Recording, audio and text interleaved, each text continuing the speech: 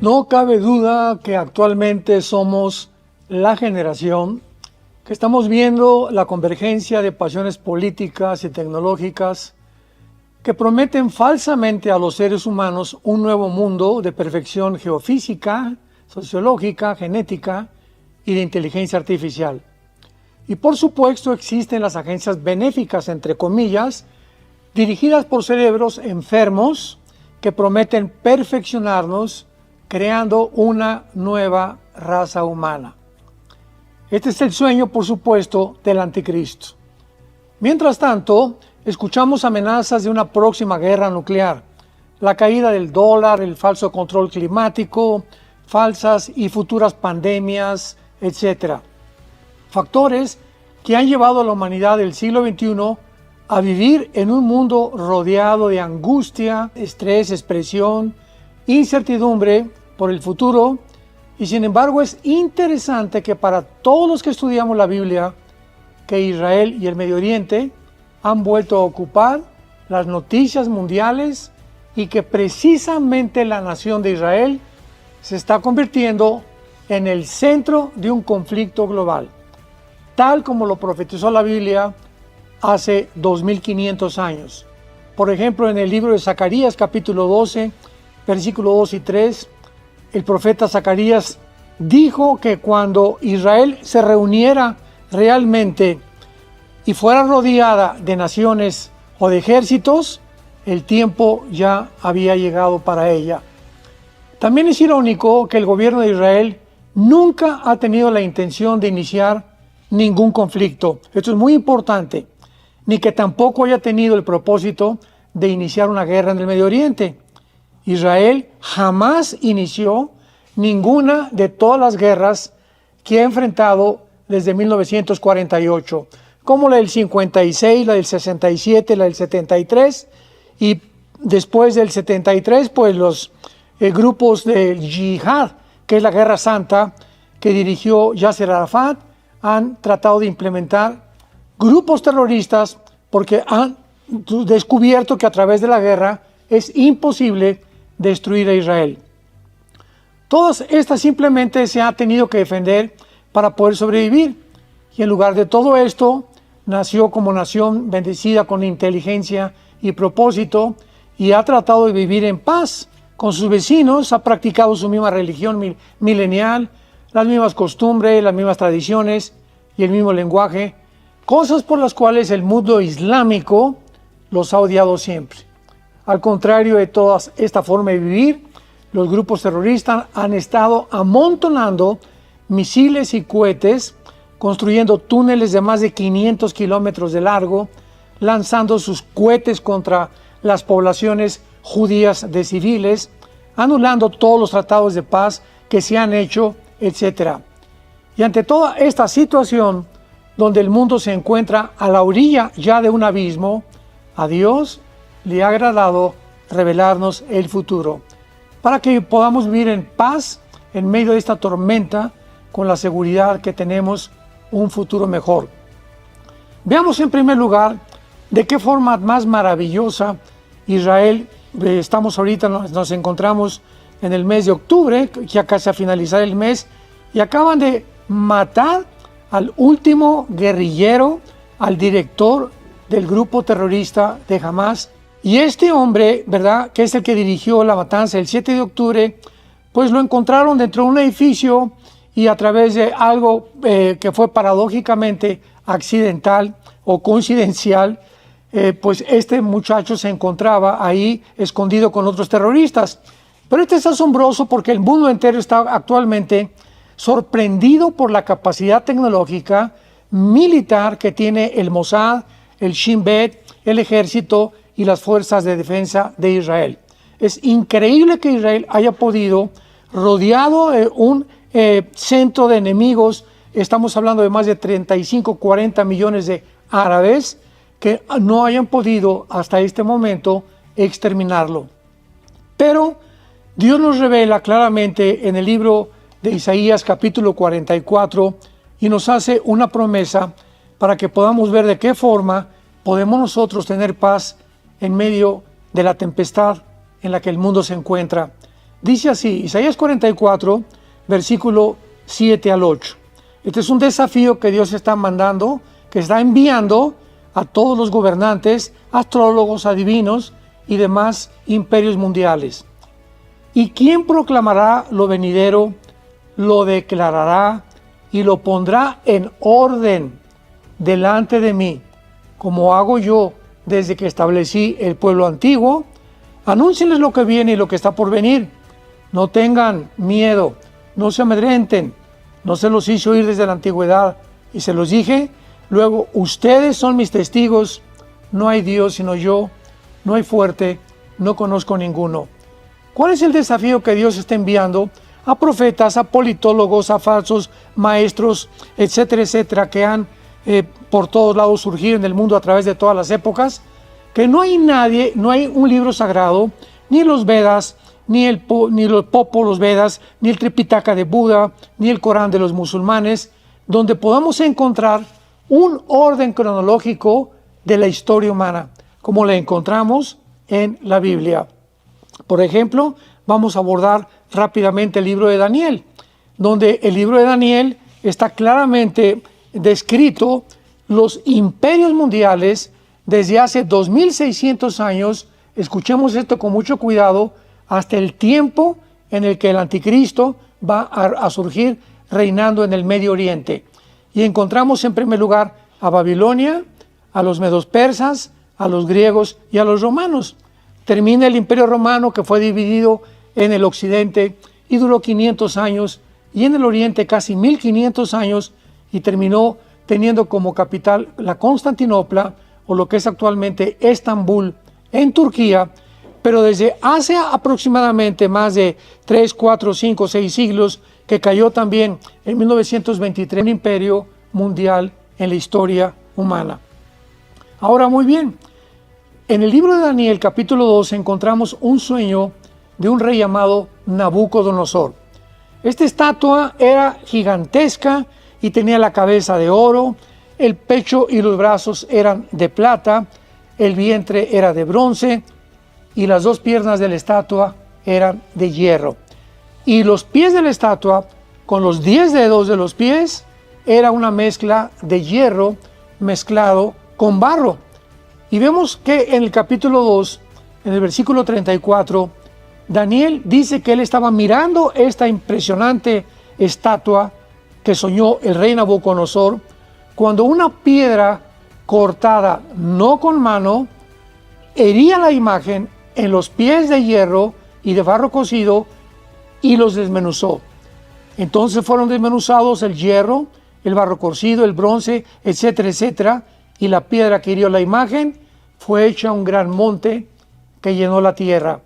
Qué interesante que la Biblia nos muestre de una forma cronológica todos los imperios que van a surgir antes de que Jesucristo regrese por segunda vez. En primer lugar tenemos a Babilonia, que representa la cabeza de oro. ¿Quién era Babilonia en el Antiguo Testamento y en la Antigüedad, cuando todos los reinos, ¿verdad?, estaban distribuidos de esas formas y Babilonia conquistaba casi el mundo entero? Bueno, era Irak de nuestra época moderna, Siria y el Líbano. Apúntalo muy bien si estás tomando notas. Babilonia incluía lo que es la Mesopotamia, o sea, Irak, Siria y Líbano del tiempo antiguo. Cuando estoy mencionando estos reinos y estas naciones modernas, estamos tomando nota porque estas son las naciones, escúchame muy bien, estas son las naciones que van a formar el reino futuro del anticristo. Así que no es una coincidencia, no es accidente que actualmente sea el Medio Oriente una olla express, donde vemos a Israel tratando de eliminar a todos los grupos terroristas que los han acosado durante casi 75 años, desde 1948. Y estas son las naciones que van a formar el reino del anticristo. En segundo lugar tenemos el pecho y los brazos de plata, representando el imperio de los medos y de los persas. La palabra Persia en 1935 se le cambió a la República de Irán. En 1979 a la República Islámica de Irán. Entonces vamos a enumerar estas naciones otra vez. Tenemos a Siria, Irak y el Líbano representando la cabeza de oro o Babilonia. En segundo lugar, le agregamos esta cuarta nación que es representada por el imperio medo-persa, que es la nación de Irán. Y luego tenemos el vientre y los muslos de bronce que representó al imperio griego, tal exactamente como la historia lo ha descrito y en la misma progresión que la historia los pone. Babilonia fue conquistada por los medos persas, Grecia conquista a los medos persas y vamos a ver en final lugar que Roma conquista a Grecia. Grecia fue dividida en el capítulo 8 de Daniel, se anticipó a la historia en 4 divisiones, que fueron Egipto y que fue Siria en el Medio Oriente, Macedonia y Turquía. Entonces, estas 4 divisiones, cuando muere Alejandro el Magno, se divide el imperio griego. Entonces, ya tenemos aquí a 4 naciones más.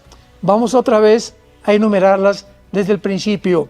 Siria, Irak, el Líbano, Irán, Siria, Egipto, Turquía y Macedonia.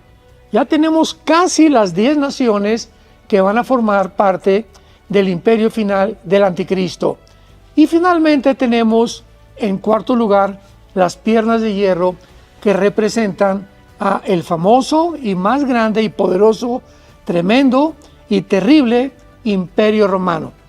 El imperio romano desgraciadamente se ha tratado de concluir que fue solamente Europa.